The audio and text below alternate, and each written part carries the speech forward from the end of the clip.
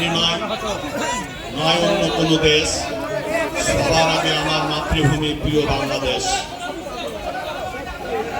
আজকে শহীদ রাষ্ট্রপতি জিয়া রহমানের 44তম শাহাদাত বার্ষিকী উপলক্ষে আজকের আলোচনা ও দোয়ার মাহফিলের সম্মানিত সভাপতি, ভোলাহাটের মাটি ও মানুষের নেতা, ভোলাহাটের গণমানুষের নেতা, সাবেক সফল চেয়ারম্যান, জনগণের বন্ধু জনাব ইয়াজদানি জজ উপস্থিত আছেন।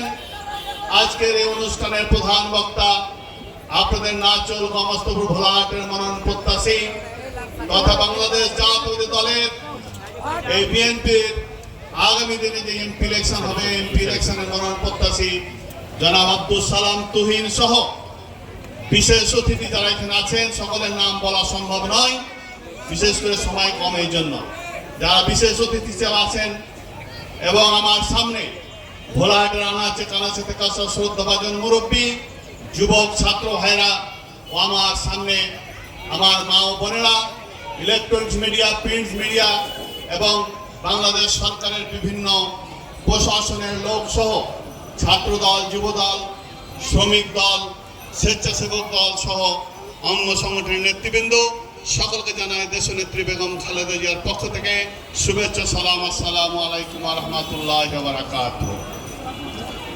সংগ্রামী সাথী বন্ধুগণ, আজকে আমরা শহীদ রাষ্ট্রপতি জিয়া রহমানের 44তম শাহাদাত বার্ষিকী পালন করছি। আজকে আমরা যদি বলতে চাই, শহীদ রাষ্ট্রপতি জিয়া রহমান মহান আল্লাহ পাকের এক নিয়ামত, না হলে তার মৃত্যুর আগে শহীদ মৃত্যু হয়তো হইতো না। আপনারা জানেন যে শেখ মুজিবুর রহমান যখন 15ই আগস্ট বাংলাদেশের বিভিন্ন দুর্নীতি, স্বজনপ্রীতি করার কারণে একজন দেশপ্রেমিক সেনাবাহিনীর দ্বারা নিহত হয়েছিল, সেই শেখ মুজিবুরের জানাজায় আপনারা দেখেছিলেন মাত্র 17 জন লোককে দিয়ে জানাজা পড়ানো হয়েছিল। এবং শেখ মুজিবুর যখন মারা গেল 15ই আগস্ট, তখন বাংলাদেশ আওয়ামী লীগের এমন কোন নেতা কর্মী ছিল না যে তার বাবার জন্য রাস্তায় নেমে তার বাবার মৃত্যুর জন্য প্রতিবাদ করে। তখন আমরা দেখেছিলাম তার বাবাকে যখন কবরে শোয়া হয়েছিল, তখন বাংলাদেশ আওয়ামী লীগের নেতৃবৃন্দরা ভারতে পালিয়ে গেছিল, কি যায় নাই?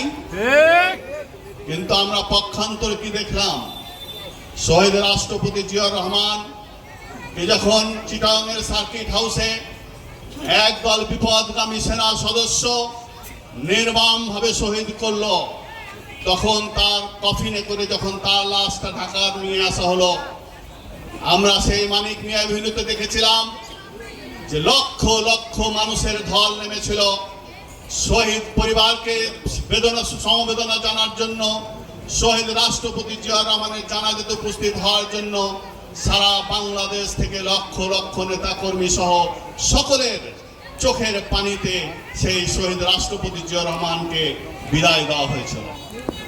সেদিনকার পত্রিকার হেডলাইন ছিল, একটি কফিনের পাশে গোটা বাংলাদেশ।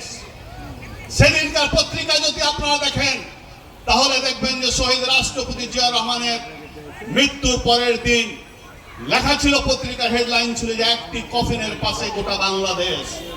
তাহলে কেমন নেতা ছিল উনি? কি শুধু বাংলাদেশের নেতা ছিল? উনি শুধু বাংলাদেশের নেতা ছিল না, তিনি গোটা মিডল ইস্ট, তিনি এমন কিছু করে নাই, সারা বিশ্বে তার একটা নাম ছড়িয়ে গেছিল। শহীদ রাষ্ট্রপতি জিয়া রহমান যখন বাংলাদেশের প্রেসিডেন্ট ছিলেন, তখন তিনার কাছ থেকে বিভিন্ন পরামর্শ নেওয়ার জন্য বাইরের দেশে থেকেও কিন্তু পরামর্শ নেওয়া হতো।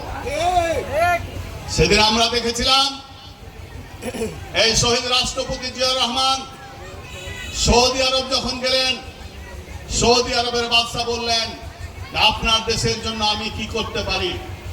সেদিন বলেছিল, আমাকে যদি আপনি $1 লাখ দেন, $1 কোটি দেন, এই ডলার কিন্তু শেষ হয়ে যাওয়ার সম্ভাবনা আছে।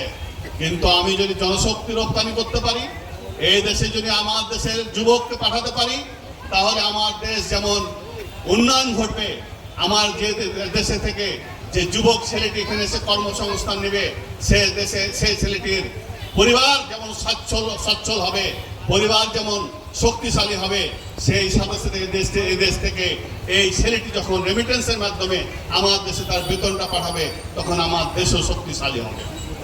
তাই তিনি বলেছিলেন, আমার কোনো সাহায্যের দরকার নাই, আপনারা যদি দিতে চান তাহলে আমার দেশ থেকে জনশক্তি রপ্তানি করব, আপনি আমার দেশের জনগণকে আপনি কর্মসংস্থানের ব্যবস্থা করে দেবেন আপনার দেশে।